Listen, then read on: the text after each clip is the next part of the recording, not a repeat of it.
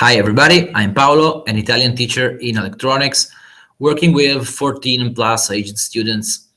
I'm working with Google since maybe 15 years, but I had a real Google rebirth on October when I attended the Barcelona summit and I heard Marc Sanz-Lopez talk about the Google 10x approach.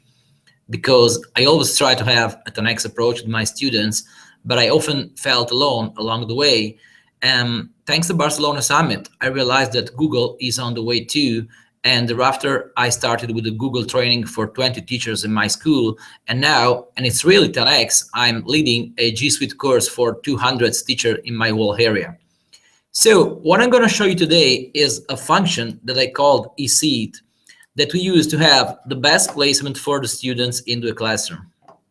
In my school, we have this brand new classroom called Easy with colored round tables where the students can collaborate working in groups.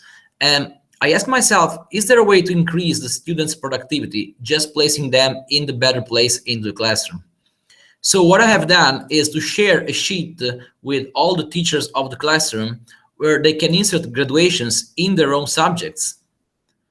But I can also insert a kind of shared social graduation, trying to evaluate with all the teachers of the classroom the social competencies and the relational attitude of every student, based on the way they interact with the others, with teachers or school workers at all.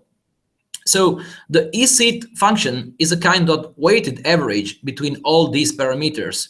And at the beginning of every lesson, the teacher has only to open the sheet, and the sheet itself will automatically compute the eSeat values, will sort the student names by the eSeat values, and will pick the name of the students and will place them to fill the tables.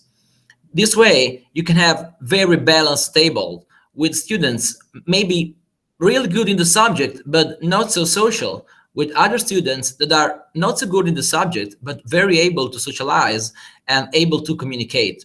It provides great results. It's easy to use. Using the versions of the document, a teacher only has to look at the older version of the document and will see how the graduation grew up week by week. Next step will be using drawings and slides, trying to create an animation where the teacher doesn't have to say to all the students the place they have to sit, but the student will see on the screen his face or an avatar moving into a map of the classroom, and he will know which table he has to sit on. So that's all for now. Thank you all for listening, and much more. Thank you all for the inspiration you gave me and give me every day.